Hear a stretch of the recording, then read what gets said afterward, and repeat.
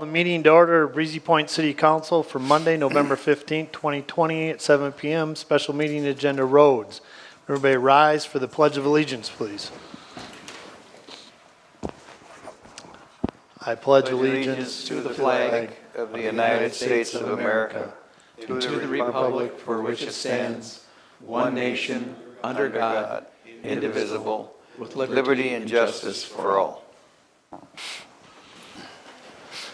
I thank all of you for coming tonight. For item 3 on the agenda, which is to hear and potentially act on the next step from the year-long cooperative road study, which includes Bushman Road and Ranchette Drive. The feasibility study has been completed by the engineering firm of Bolton & Mink, who worked with elected officials and staff in the city of Breezy Point, city of Pequot Lakes, Ideal Township, and Jenkins Township. Before I turn it over to Bolton & Mink to be able to present to us for this evening, I would just like to state that we will not be, as a council, taking public comment tonight, but we encourage all of you, if you'd like to, provide written comment on the road project to the city administrator and city staff at any time. We would welcome that. So without further ado, I'll turn it over to Bolton & Mink, provides a presentation on the feasibility study. Thank you, Mr. Mayor. Is your mic on? I believe so. I'm colorblind, but I think that's green. Yeah, bring it closer to your mouth. A bit Like closer. yeah, it's one of those new kinds. There we go. There you go. Yeah, that is better. Excellent. All right. Great. Well, yeah, as Mr. Russo pulls up the presentation, yeah, my name's Jake Bongard. So as Mr. Mayor mentioned, I am with Bolton & Mink, so the consulting firm that helped assist with this project. And as in the name of the study, the Cooperative Community Enhancement Project, the goal of this study was to really pull together 4 different agencies or cities and townships to arrive at a collective agreement or a collective vision for the corridors of Bushman Road, Ackerson Road, Nelson Road, and Wild Acres Road. Next slide, please, Patrick. So today what I'll wanted to talk through is just give a general overview of where we started and where we come with the project. So we're not here with any solid recommendations. This is just an opportunity to share our findings and share what we've been looking at over the past 6-8 months here and provide an update on where we're at today. So I want to start out by talking through the project schedule, providing a brief project overview, talk through some goals and objectives that we identified early on in the study phase, talk through some alternatives evaluated, discuss our evaluation process, and then inevitably get to the project costs that accompany the different alternatives that were reviewed as part of this. So to first dive into the project schedule, so we kicked this off back in March, so it has been quite the process to get to where we're at today. We did meet with the city council virtually, or no, that was in person, back on May 3rd. And with the goal of really providing an overview of what we were looking to accomplish with the project. So as we get into these studies, the last thing we want to do is just to develop recommendations based off of what we're seeing in a small room of a small group of people. So we wanted to get out in front of the decision makers and talk through what we were intending to do with this study. And we followed that up shortly afterwards with an open house meeting. So that was on May 12th. And we actually did have 2 of them, one held here at the city of Breezy Point, as well as one over in Pequot Lakes. So really the goal of that one was just, again, to share what we're looking to accomplish with the project, what we saw at a surface level on what the issues were in the corridor, and just gain some confirmation from the group of what we're looking to solve. And then after that, really from May through October, we've been working on alternatives development and evaluation. So digging into these corridors and understanding what a typical section would look like out here, what it is today, what it should become, and what are the key things we're trying to solve within the corridor. We did follow up with a project pop-up meeting, so if any of you folks went to the Pequot Lakes homecoming football game on October 8th, we had a table there with some boards, and we're just there available to kind of talk through some of the things that we were looking through as part of the project. Again, just trying to round out the community understanding on this one, so we knew exactly what we're trying to solve. Then we're here today with the city council follow-up, and we'll get into those next steps, but I kind of want to give a bigger picture schedule as well. So on the left is primarily what we're looking to accomplish with this study.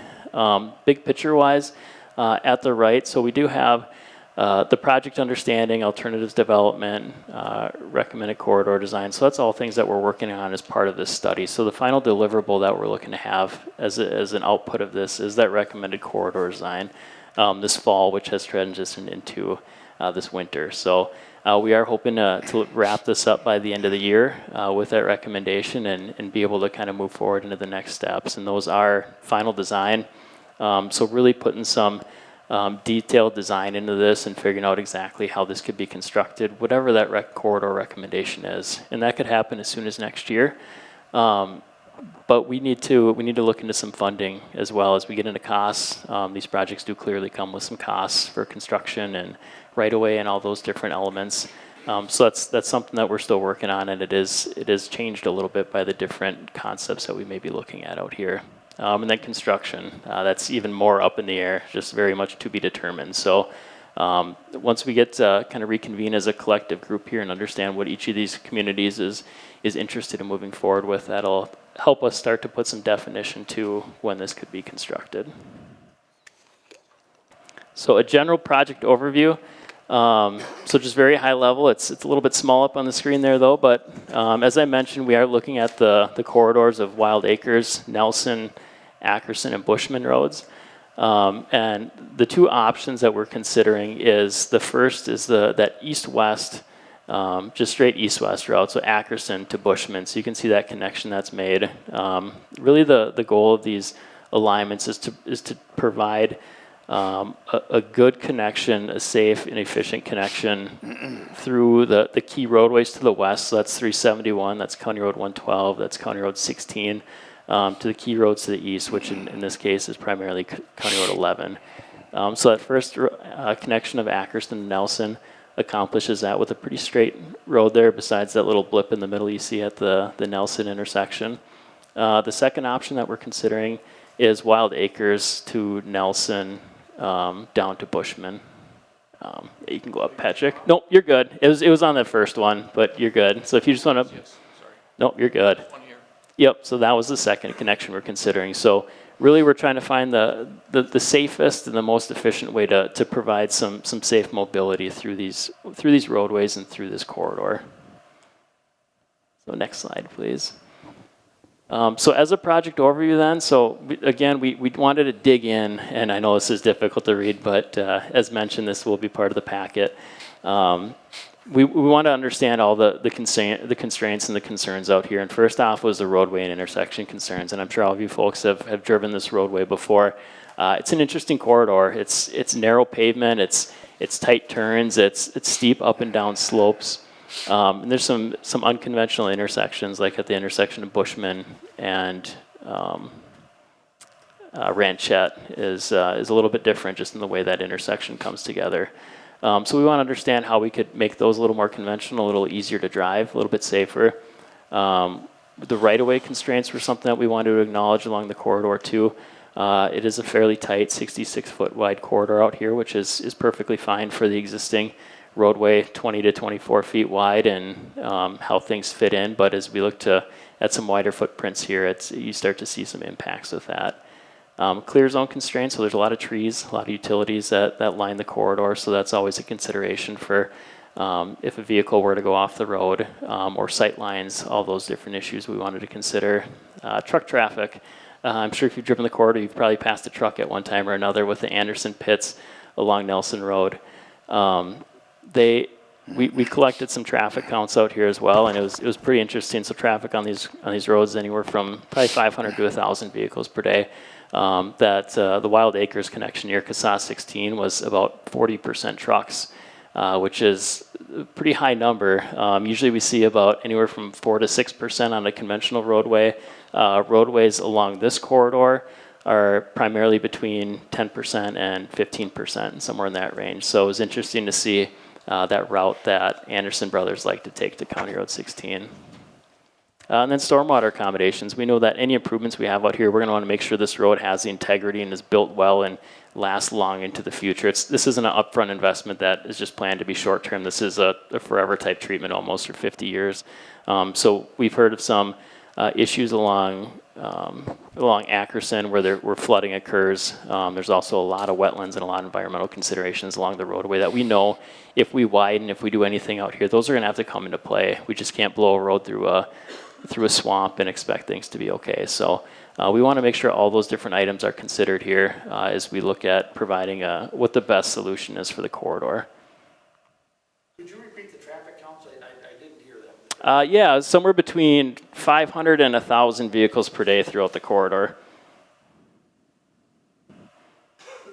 Yeah, 425 to 945 are what we counted. So we did put some counters out here back in September, October timeframe. So that wouldn't have been summer traffic, that just would have been fall traffic? Correct, yep, once school is in session. If we can remind everybody, we said there wouldn't be any questions during the meeting, and so we want to stick to that. Questions can come later or through emails. Yes, please, again, I know there may be questions regarding the project. We ask that you hold your comments for now. You can definitely ask those questions later through email or through written comment into the city. We'd greatly appreciate it. We want to make sure we're able to present all the information here. There's a lot to cover, and it'll give time for people to digest it as well and think about it and then be able to comment accordingly. So, thank you. You may continue. All right, thank you, Mr. Mayor. Next slide, please, Patrick. So I just wanted to put some context to what we're working at. Again, I'm sure most of you folks have driven the roadway, but Ackerson Road, you can see how it is really shoehorned into the existing environment. There's steep slopes on both sides of the road in this example for Ackerson. You can see there are some utility lines running along the east side of the road, kind of in the foreground there. Trees line the corridor, narrow pavement. You can see there is some cracking of the pavement too. So it really lends to the thought that any improvements out here, it's going to take quite a bit of a lift to get something to fit within that environment. And continuing on Bushman Road, so again in Breezy Point here, you can see again that we do have some wetlands on the sides of the road or some areas that we'd want to consider a little bit further there. You can see that the roadway itself does have some cracks in it. There's large transmission lines running along the left side of the screen there. And you can see there are still some steep slopes, even though it's a little bit more open here. There are some trees within the clear zone. There are some steep slopes on the right side of the screen if you look at it. So again, still a little bit more open, but still some complexities in fitting a roadway in. And the next one is that Bushman or Ranchette Drive intersection. And the Nelson, Bushman, Ackerson intersection is a bit unique too, but you can see the steep slopes coming around here, coming down that curve from the west, and then it has kind of a free right, channelized right for truck turning movements going through there. There's that transmission line right on the edge of the road on the north side. You can see the cracking of the pavement, and I just wanted to use these pictures as examples of kind of what we're working with out here as we look to provide improvements that fit within the environment. So again, before we started this project and said this is the recommendation, this is what we want to go with, we wanted to lay out some objectives and goals, things we're shooting for, things we're trying to accomplish with the project. And first off, we wanted to understand feasible alternatives. So we wanted to improve safety, and we wanted to improve regional connectivity. So those were two of the primary things we wanted to accomplish with any roadway connection that we had. We also wanted to identify costs and impacts. So minimize construction, right-of-way, environmental and financial impacts. So the last thing we wanted to do was come up with this robust plan, say build this road, and then we find out you can't build it, or it's too expensive and it just has to get set on the shelf and never get built. We wanted to understand a few different options here and really lay out a good range of alternatives that could be implemented and that could work within this environment. And we understand that with all these projects, there is an upfront cost that's associated with it, but we also wanted to identify the ongoing maintenance costs. These roads, the way they're constructed, and they're not meant to just last 5-10 years. They're planning to last 50 years. There's going to have to be some intermittent maintenance projects and things like that to help it do that. But we want to understand the costs that are associated with those, just based off of the range of options that we're looking at. And lastly, we wanted to look at the ability to enhance the ability to fund the project. So again, we know these come with costs, and different roadway characteristics can potentially garner different funding opportunities, whether that's funding directly from the cities and the townships, or if that's some outside money that we can look to kind of acquire through some more competitive solicitations to help pay for this.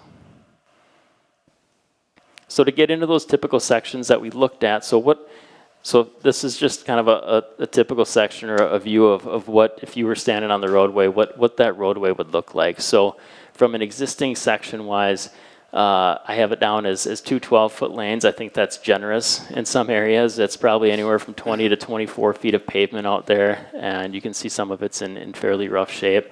There are steep side slopes along both sides of the roads in many different areas, and trees line the corridor. These are pretty rudimentary figures here, but just want to give an idea of what's included with these different options. The first option that we called the local standard. While it does more so mimic that existing condition, it is an improvement over what's out there today. So the roadway is currently signed at 40 miles per hour. That's not to say that all the curves are necessarily 40 mile per hour curves out there today. But as part of that local standard, we would look to change the profile of some of those vertical curves to make them a little more subtle as you come up and down the hills. So it's not quite as abrupt. So with that, you can see those vertical grades, and it's tough to tell, but it's anywhere from a half to a 10% vertical grade. So there are still some steeper slopes out here, but they will be more gradual than they are today, and it should help improve sight lines for if you're coming over one of these hills and you see someone stalled in front of you, or you need to have enough time to make a decision to come to a stop. You'll be able to do that if you're driving 40 miles per hour. In the typical section of that roadway, so we would have 12-foot lanes, so they would be true 12-foot lanes out here, as well as implementing some 4-foot shoulders as well. So it'd be 16 and 16, so it'd be 32 feet of pavement. And in a lot of our meetings that we had with the public and in discussions, that just with the truck traffic out here, when two trucks meet, it can be a pretty tight corridor for both to get by. And we also heard from residents along the corridor who walk the corridor and bike the corridor that they just don't feel safe doing that, just with the amount of traffic and the curves and the sight lines. So providing that little bit of extra width would just give a little bit of extra wiggle room for those trucks to get by each other, for cars and trucks to pass one another, and for pedestrians and bikes to walk along the roadway. And you can see we do have some more standards put in. So we do have a 12-foot clear zone. So in those previous pictures where you see the tree was just essentially right on that edge line, the goal would be to clear cut some of those trees back just to make a little bit more of an area to improve sight lines, and if someone were to run off the road, give a little bit more space for that. And then we also do have a max 1 to 3 slope. So again, it's tough to tell, but it's 1 to 3 it's more subtle than what's out there today. So it should allow a safer environment for if someone were to run off the road to come to a stop before getting into too much trouble. And you can see at the top, it's a little bit tough to see, but this does assume a 66-foot right-of-way footprint. So that does mimic a little bit more of what's there today, but it would be developing that nice right-of-way corridor for the roadway. I'm going to skip over the state aid standard for now and go down to the county standard. I'll come back to it, but the county standard, so early on in the process, Crow Wing County has also been involved with this study and in helping answer some questions and help guide a little bit. And something that we talked with them early on is what would a county standard roadway look like? So one thing we discussed is if it were to design to a county standard, there's the potential that the county would take over this roadway from a long-term perspective, so they would maintain ownership of it as well as long-term maintenance of it. So that's part of the discussion, and that's part of the reason we wanted to look at this county standard. So if the road were to be designed to this, or the decision were to be made to go this route, the Crow Wing County Board could be approached to discuss to confirm they'd be willing to take it over. But we got a good list of guidelines and standards to follow for a roadway that would meet their standards. And what that entails is a 55 mile per hour roadway design. So the last one I talked about was a 40 mile per hour for the local. So this would be a more gradual roadway. The slopes up and down and side to side would be more gradual. If you drive County Road 11, it'd probably be somewhat similar to that. You can see the grades are about 0.5% to 6% if I'm squinting. I think it's that. So again, it's more gradual up and down. So less blind curves, things like that. But the local standard takes it to a level, the county standard would take it to another level.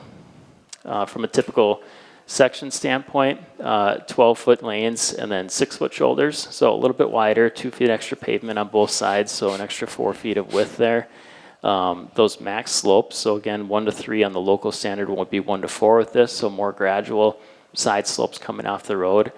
And one of the big differences is the clear zone at 100 feet, so 50 feet off a center line, so essentially it'd be a 100-foot clear-cut corridor of trees, obstacles like utility lines throughout the corridor. So we'll get into the details, and you can see kind of we'll talk through the impacts of that, of both the local and the county standard as we walk through these different options and how they fit within that given environment. But that's generally the overview of what we're looking to accomplish here. That state aid standard that was considered, it was reviewed. It more so mimics the county standard roadway, or it's kind of in between the local and the county. It's something that meets standards. It meets the applicable. It meets what's needed for possible competitive funding if we wanted to go that route. But it isn't necessarily something that the county would be interested in taking over. Next slide, please. So I wanted to talk through process. So we'll show some figures in a little bit on what was considered out here, and they're very high level, and I just want to explain what the depth of the detail and analysis that went in. So we started with a drone flight out here. We have a drone that's probably the small size of like a kid's four-wheeler, something like that we put up in the air and flew it, and it has really survey-grade LiDAR or survey-grade technology to really develop an understanding of what that existing environment is. So you can see kind of that outline color in that top left corner. So that's the corridor that we flew. So that's, Wild Acres, Nelson, Ackerson, and then Ranchette as well, and just got a really good idea of what the existing environment is. So the output of that was, you can see on the right there was a 3D model, and you can see that the topography there, the hills, we did fly this back before the leaves were on the trees, so before early this spring. And what that allowed us to do is that when that drone was up there to collect that survey, those our little data points, were able to go through the trees and collect what the ground looked like for this whole corridor, and we could understand how these different typical sections would impact that existing environment. So kind of staying at the top right, you can see then we have a program that we're able to take those typical sections that I showed you on that last slide and really just lay them into the environment and put in those constraints like I talked about, that 1 to 3 or 1 to 4 side slopes, those different vertical profiles of 40 miles an hour, 55 miles per hour, and understand how that's going to fit within what's out there today. And you can see we have that kind of green color on the right side. So those are grading impacts. Those are areas where our more subtle roadway was put in. Kind of towards the back end of that, where it needed to cut down that hill a little bit to fit. So you can see those grading impacts to tie that down at that 1 to 3 or 1 to 4 slope. We're also able to put general locations of utility lines to understand what the impacts would be, so as we could look at these colors and look at these grading limits to see if we're impacting any of these big utility lines that were running the corridor. We can also overlay the right-of-way limits, so those are those lateral lines that you see kind of passing through there. Again, we can understand where grading limits are impacting properties. So it's a pretty powerful tool, and this is probably as good of information we've had on a study like this. A lot of times it's based off of just LiDAR flown from airplanes and things like that. So this was a great data set to give us a good idea of what these impacts will be. And to give you an idea, so there's that actual picture of the corridor, so you can kind of see how that mimics the data we were able to collect and what we were looking at. In that bottom right corner, it kind of shows the next step of what we took. We drew everything up, we wanted to understand what it looked like, and then we took it to paper. So this would allow us to develop some construction limits, and you can see that big bulb out on the right side of the screen mimics that big bulb out of the green in the top right of the screen. And it shows areas where we would have to clear cut trees or where we'd have potential right-of-way impacts, where we're outside of right-of-way. And we're able to do this for essentially the entire corridor, looking at this local option, looking at the county standard option, and understand the impacts and constraints that each of these different typical sections provides. And it really allowed us to really dial in and understand the pros and cons of each of them. So then we took it to our evaluation process. So at some point, our final report will be posted as well. And we had a lot that went into this. And I wanted to talk through at a high level what we wanted to look at as part of this process. So at the right, like I mentioned, we did the detailed 3D modeling. So we used the drone flight, looking at construction impacts and limits. We wanted to estimate quantities and material costs, so figure out really what would go into each of these concepts. We wanted to consider project impacts, so look at permanent right-of-way needs, temporary construction easements, clearing and restoration costs. So if we're cutting down trees, what the impacts of that would be. Utility impacts are a big one too. We can talk along Bushman, but some of those transmission lines, it's not as easy as just picking up one telephone or one transmission or electrical pole and moving it to the side. If you have those big lines, you have to move 2, 3, 4 of them in order to make that work. So that comes at a pretty significant cost. So it really made us kind of balance these different items of, would it be more beneficial to potentially move these poles, or maybe just shift the roadway a little bit for a little bit of right-of-way impacts to make the roadway fit. And then we also dug into engineering and life cycle costs. But for the evaluation, I'm not going to get into these colors or the plus or minuses, but it really fits. I wanted to touch on the goals at least that we looked at as part of this. So our first goal was to really safely and efficiently accommodate all users. So this does kind of match into what I discussed previously, but identify infrastructure improvements compatible with the natural and built environment was our second goal. And our third goal, or goal 3, was, to develop a financially responsible infrastructure implementation plan. So we wanted to take all that information, put this in here, and have somewhat of a non-biased way to kind of weigh all the different options and pulls for the different concepts that we were reviewing. So to start, so Route A, we took a look at this, and that, again, that's that Ackerson to Bushman corridor, so that pretty much straight west to east connection. And there wasn't a ton of variation between what we're looking at beyond the different typical sections. One interesting thing to note I mentioned was those transmission lines that run along Bushman Road on the north side of the road, and making sure that was considered as part of this. That we wanted to make sure we wouldn't put forth a plan here that grading limits impacted that, and we found out later on that it wasn't constructible or it was going to come at a high cost. We wanted to make sure we considered those along the Bushman corridor. One area that we dug in a little bit further to was that Nelson Bushman Ackerson intersection. So right now it's kind of that bulb version there. And with A1, or with option A that we're looking at here, we did look at a few different options. One being providing that straight connection through there and eliminating those curves up to the north. And we also looked at another option that just smoothened out those curves a little bit and got it to the 40 mile per hour standard of that local connection, or the 55 for the county. So just trying to find a couple different options that meet those design speeds that we're looking to accomplish with the rest of the corridor. But with this one of the big things that we noticed was to the west, where you see that major grading impacts note. There's some pinch points along Ackerson that make it very difficult to provide some of these roadway improvements. And I think it's one of those images that I showed at the beginning of Ackerson Road was in this area where that existing roadway is just essentially shelved in there. And whatever we did, if it's at the local option, the county option, it was pretty impactful. And the cost indicated that as well. They kind of matched up to that. So if you wouldn't mind showing the next one, Patrick, thank you. So the second option that we had, option B, was again that Wild Acres to Nelson to Bushman connection. And really that Bushman connection remains constant in both of these options, Route A and Route B. Again, the different options were considered of the local or the county standard, but between A and B, it really stayed consistent. Where it changed was at that Nelson, Bushman, Ackerson intersection. What we looked to accomplish with this alternative was to kind of continue that Nelson to Bushman being the prominent route, but again, trying to remedy that curve to make that 40 mile per hour, 55 mile per hour curve. So that was one of the areas that we wanted to look at to make sure we could remedy with the project. The other area was the Nelson Wild Acres intersection. So that's an interesting in the fact that if it were to be a county standard roadway, we would need to maintain a 55 mile per hour roadway connection through there. and kind of that current stop condition with the 90 degree wouldn't necessarily be acceptable.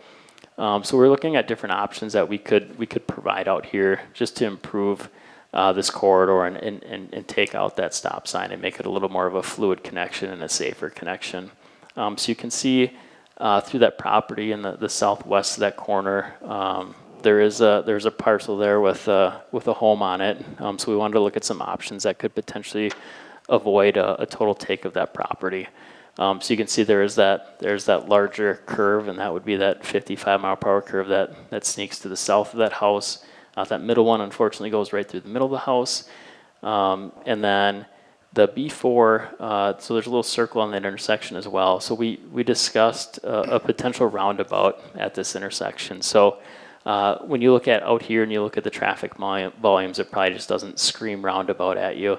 But from a county standpoint, roundabouts are a safe way to accommodate tight turns like this. They're designed to 20, 25 miles per hour, and they're typically lit well, and they're designed to accommodate a movement like this. So as we got into it and we looked at kind of the trade-offs between the costs and the other impacts that accompanied some of this right-of-way acquisition, we also wanted to consider a roundabout option that would be less impactful, but that would still provide that safe connection between Nelson and Wild Acres. And then we also looked at that top little bulb out to the north, just to maintain curves, and that one wasn't too favorable near that Nelson Wild Acres intersection. But the last one was near the CASA 16 and Wild Acres intersection. We looked at just smoothing out those curves along that existing alignment to meet design speeds that we were looking to accomplish. And there's a little bit of a pit or a hole along the south side there of Wild Acres that made it a little more complicated, a little more expensive to make that connection. So we wanted to entertain an option that moved it to the north, and you can see that dash line there. So that's through a little bit more friendly of environment. We did talk through that with the county as well, and they would look favorably on potentially moving that intersection a little further to the north just to get it out of that curve. Whenever you have roadways intersecting at curves, it makes it a little more difficult for sight lines. So being able to move that a little bit further north could be a benefit as well. Next slide, please. All right, so estimated costs that accompany these projects. I think if you could scroll down a little bit more to Patrick, there we go. So thank you. So these costs do include the construction costs, right-of-way costs. So what I showed you, what you previously with the grading impacts and possible right-of-way impacts, we did look and calculate out for all the properties along the corridor for these different options. Temporary easements, so where grading is needed but right-of-way isn't. Clearing and restoration, so where trees need to be cut down, and engineering to deliver this one and provide construction administration when it does get constructed. But essentially for a general overview of this, so option A are those bottom left costs, so that's that Ackerson and Bushman. So that local standard came in about 9.7 million, with the county standard being 22.3 million. So you can see that big leap between the two, and that's really based off that Ackerson section of this. That's very steep, and it's difficult to tie any of these other typical sections into that roadway. The other option we looked at was that local, or was the Wild Acres Nelson Bushman option B. The local standard on that one was about 8.4 million. And then the county standard was about 15.4. So you can see the cost difference between option A and B for the county standard is pretty significant, just based off of that wider typical section, the more gradual curves that are kind of more either better fitting the existing environment or really flattening out those curves that impacted those additional costs. So to get into the details a little bit more, and as we talk through it as a project management team, as the group that meets monthly, we looked at these couple of different options, and collectively, just based on a cost perspective and what we heard from the Anderson brother pits and what we saw and what roads are more used for those movements, we did gravitate a little bit more towards Route B. And those are the costs that are shown up here. I'm going to turn to the page because my eyes aren't working the best right now. But looking at for the Breezy Point standpoint anyways, for the local standard, so the total cost was about $8.4 million. The Breezy Point cost share on this one we calculated out to be about $4.1 million. And for the county preferred option, that total cost was about $15.4 million, and the Breezy Point was about $7.4 million of that. And we really computed those costs just based off of city limit lines for what roads were fully in Breezy Point. Those funds were fully allocated to Breezy Point, and some of these areas where it was split between Breezy and Ideal Township, those costs were split between the two communities. So the estimated project costs for the other communities are on there as well, but we'll just focus on the Breezy Point ones here tonight.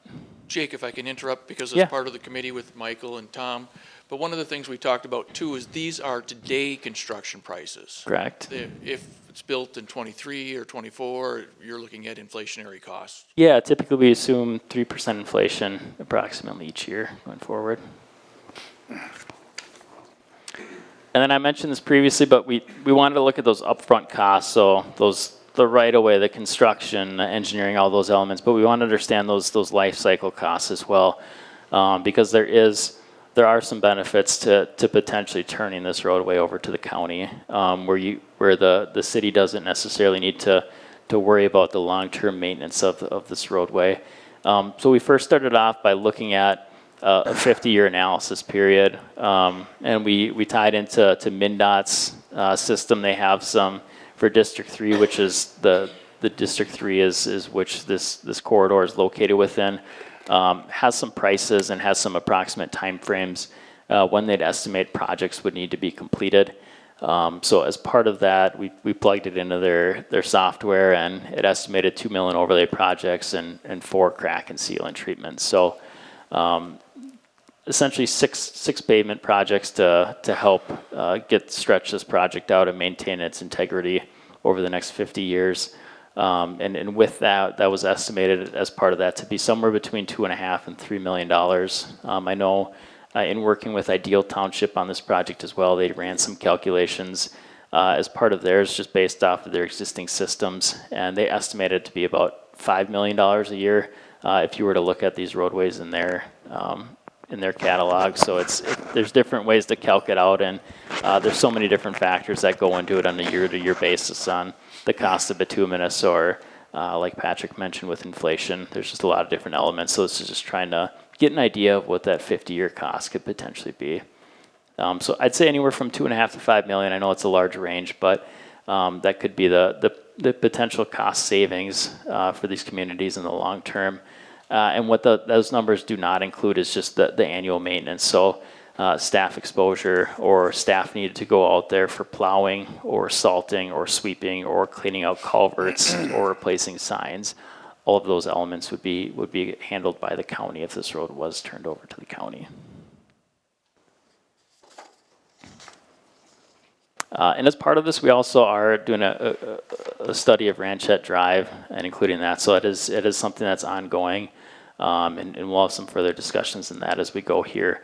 But we are looking at that typical section again, similar to the other corridor or to their other corridors, whether it makes sense to widen it out a little bit just to provide a little bit more of a consistent connection. I think the thought is that a lot of investment is going to be made in the Bushman and the Nelson, the Wild Acres connection, or Ackerson. So it makes sense to also look at this one because it may become more of a prominent movement as well as traffic and the usage of the other roadways becomes, I guess, better used or more used. So as part of that, we're also looking at safety improvements. So potentially looking at some options to stripe out shoulders for ped and bikes, implementing intersection lighting, which we're reviewing it. It's not always the best idea if it's not warranted, just because, again, it's another maintenance deal, but it's something we're considering here, improving some sight lines, and just looking for some ways that we can reduce speed through environment and design. So yeah, just looking to set this corridor up along with the rest of it. And next steps, so yeah, what we're looking to do is take the input and the feedback that we receive at today's meeting, and we do have a meeting scheduled with the other agencies as well next week, just to kind of reconvene. So I don't know if I mentioned it, but this is my third stop. I have talked with Pequot Lakes as well as Jenkins Township and Ideal Township over the last couple of weeks, and kind of gave some homework to come up with a joint opinion or a recommendation that we can carry forward and have a discussion next week to really start to solidify the direction of this corridor and how this study wraps up. So once we do arrive at a recommended route and a recommended alternative, if that's the local, if it's the county, develop a preliminary layout for that. So a lot of what we've been doing here has been in our higher level software that you saw that kind of helped us lay those corridors and understand impacts. We want to take that and put it more into an engineering document that lays this onto a layout. We can color it up, put our lane widths on there, show the intersections in a little bit more detail, and that would be a good deliverable or a good bridge to the final design whenever that occurs. So a good way to transition from where we are to getting it ready for that next step. And with those next steps as well as looking to solidify project funding. So the funding out here is going to dictate the construction timing as well when each of these 4 collective communities is ready to proceed with a project and what that project looked like. And then the municipal agreement ownership piece of it too, I mentioned that the county is entertaining and willing to entertain, I guess, taking over the roadway if it is designed to that county standard.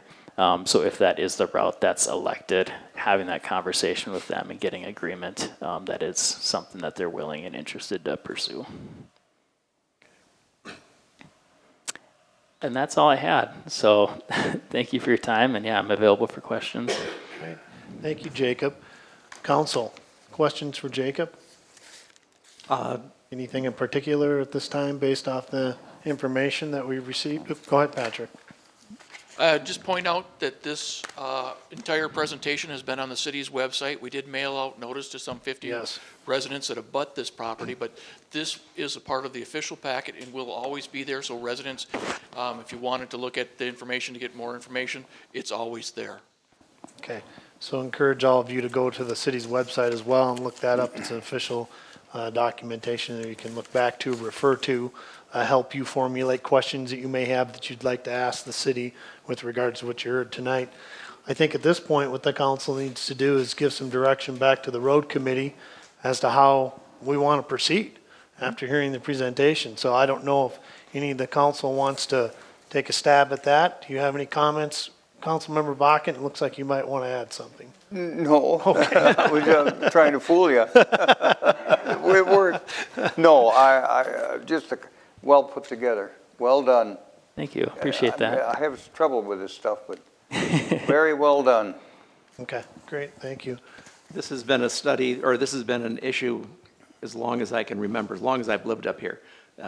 The Bushman Road issue has just been kicked down the road time and time and time again. And a couple of years back, we said, okay, let's fund some money to actually do this study so that we can start moving forward. And this is what we're seeing now. This is the first step to get this problem solved. And so we still have work to do, Right. some decisions to make.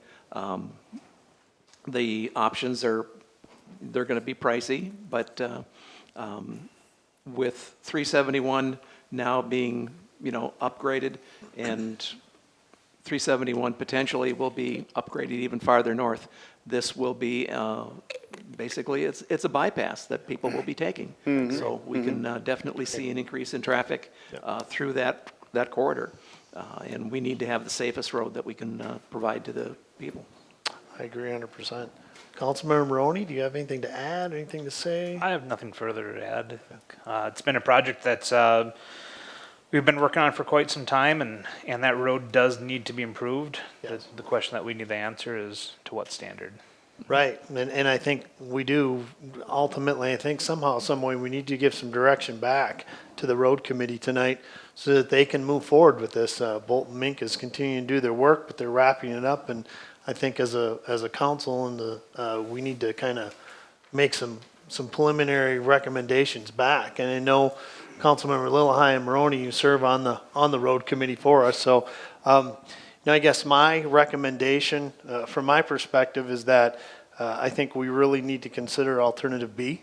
I think that's the route that we should really highly consider looking at. And I ultimately believe that at the end of the day, we need to really look at it from a county standard. And then that's my view. And that's just my point of view, but I think the county standard is something, while we know that the county has not confirmed that they would take the road over, it sets it up in a lot of different ways in a positive manner, whether they take it over or not. And I think we have to look at this as the long-term viability of this road moving forward. We know the traffic is going to continue to increase. We know our city is growing. We know that the people here are continuing to use it, and they're going to use that thoroughfare to move through the area. And so I just, I guess from my perspective, I would encourage the road committee to really look strongly at Route B and work with the other entities, Jenkins Township, Ideal Township, and the city of Pequot Lakes, to get them to move together in the same direction with that alternative. And then to be able to start looking at what that cost really does look like. We've got some estimates out there. We don't have any firm. We know that it's gonna take some time to put that together, but I think we have to really do that so we can start looking at some ways of funding the project. Not only through the city, but also potentially through the state as well. There could be some options there through state funding, I think, that's available as well. And I think we need to explore all those opportunities. And I think it's important that we move forward in a timely fashion, because those types of things on a state level can take place in a very quick fashion with regards to different things, and we need to be ready if we have that opportunity. So those are my comments and input, feedback back to the road committee, encouraging you to move forward with Bolton Mink to work in that direction. Also with our county city works director, Mr. Zierden, and also our city administrator, Mr. Wasso, who is working with the committee as well as that. Do you have something to add, Patrick? Yeah, three things that I think are important for the entire council to be aware of.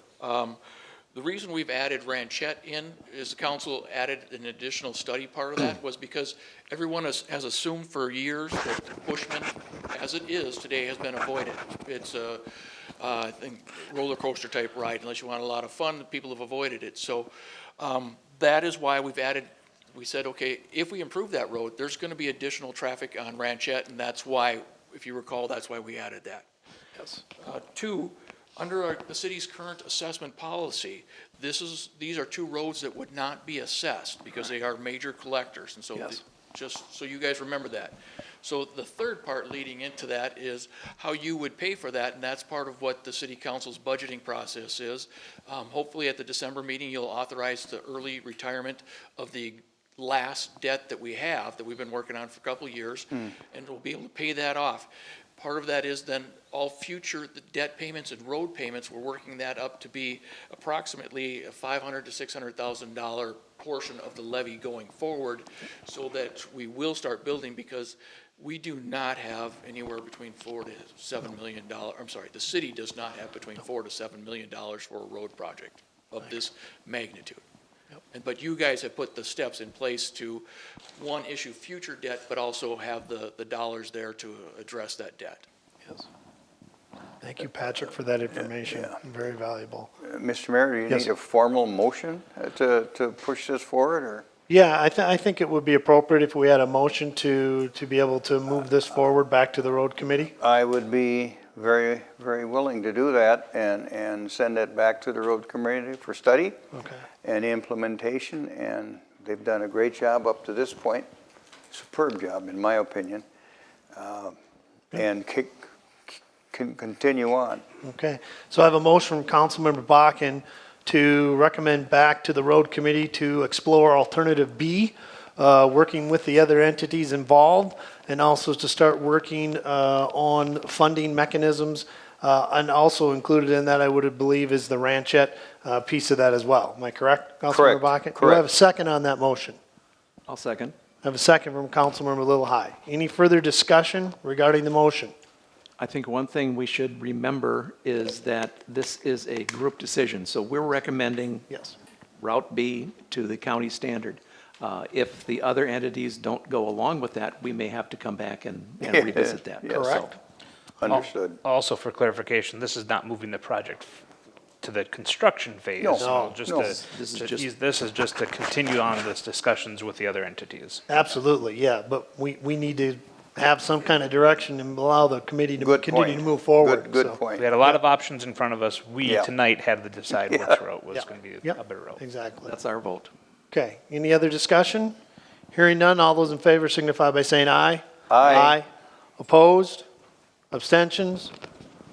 A motion carries. So moving on to our final item on the agenda, and that is adjournment. Do I have a motion to adjourn? So moved. Second? A motion from Councilmember Lillahei, second from Councilmember Maroney. All those in favor signify by saying aye. Aye. Aye. We got chili on the stove that's ready to go. Meeting is adjourned. Thank you. Good meeting.